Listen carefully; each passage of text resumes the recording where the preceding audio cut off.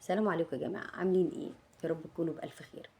النهاردة بقى أنا جاية لكم بقصتين أجمل من بعض، وفيهم موعظة حلوة كده، يعني هتخليكم تطمنوا. هتقولوا لي احنا جاي ممكن نجيب 60%، وفي ناس منكم كانت قلقانة ان ممكن تقع في مواد والكلام ده كله. هو معقول المكن يغلط ويدينا درجات تانية؟ احنا حسبنا درجاتنا، مش بحسابك، مش بحساباتك أبدا. أبسط مثال، السنة اللي فاتت كل الطلبة كانوا طالعين يصرخوا في الفيزياء. كانت الفيزياء جايه صعبه جدا، ولما ظهرت النتيجه لقوا اعلى درجات جايبينها في الفيزياء. شوفي بقى ربنا، يعني مش بحساباتهم هم، الحاجه اللي كانوا خايفين منها هم، يعني هي الماده الوحيده اللي جابوا اعلى درجه فيها. عايزه اقول لك ان مش بحساباتك، ما تحسب لهاش. انت بتقعدي تحسبي درجات، لكن ربنا ليه حسابات تانية. هي المكن ممكن يغلط، والله ربنا لو عايز حاجه كون فيكون. بالدعاء، الدعاء بيغير القدر.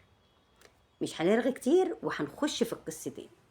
اول قصه لحد انا اعرفه قريب جوزي، تمام؟ هي دلوقتي استشاري طب اطفال، وازاي اتحولت من كليه علوم لكليه طب. القصه مش هتاخد مننا دقايق، تمام؟ يلا بينا. هي كانت بنوته في ثانويه عامه زيكم كده، ويشاء ربنا ان قبل ما يعني قبل ما تخش الامتحانات بشهرين باباها توفى. وباباها كانت امنيه حياته ان هي تخش طب بشري ويشوفها دكتور، ولكن باباها توفى طبعا قبل اصلا الامتحانات بتاعتها. وقعدت بقى تذاكر وتعافر لانها نفسها تحقق رغبه ابوها.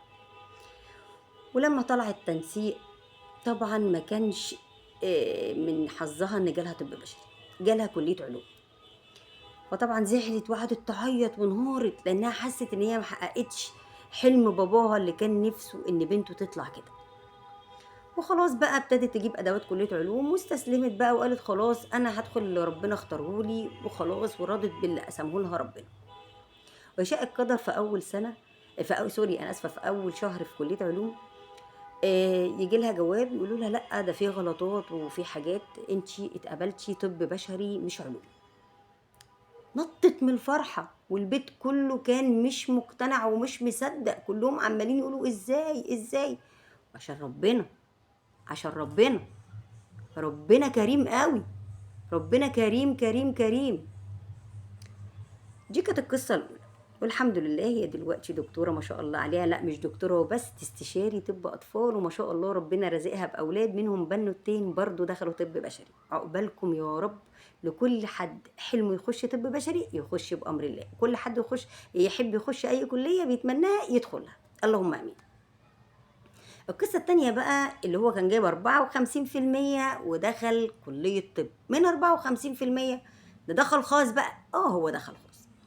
بابا كان عميد في كلية الطب، وطبعا ابنه خذله وجاب 54%. هل الأب استسلم؟ ولا لأ يبقى ابني فاشل والكلام ده كله؟ على فكرة ساعات بيبقى الطالب شاطر جدا والنتيجة ممكن تظلمه في بعض الأحوال يعني. فالأب ما استسلمش للنتيجة، وصفر ابنه وعلمه بره ورجعه تاني، ودلوقتي ابنه رئيس قسم العزوم في مستشفى كبير. هتقولي ده خاص واحنا ما معناش فلوس.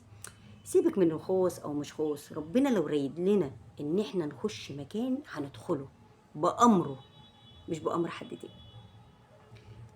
لازم تبقي متاكده وواثقه ان اختيار ربنا انك تخشي المكان ده هو اللي خليكي.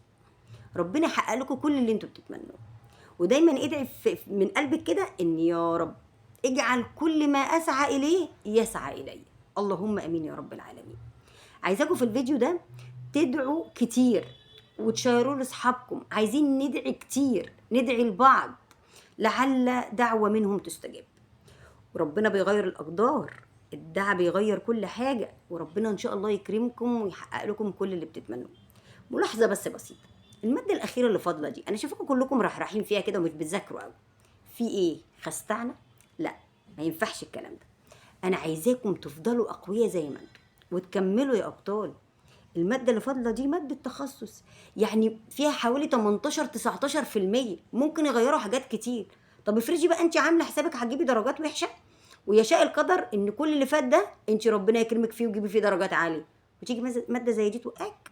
لا، انت لازم تبقي للنهاية، للنهاية صامدة وبتذاكري وبتعافري. واقفل المادة دي بأمر الله، او اجيب فيها درجة عالية خليني اعوض اي شيء. ما تعرفيش الخير فين. ربنا يجعل لكم الخير دايما يا رب، اللهم امين.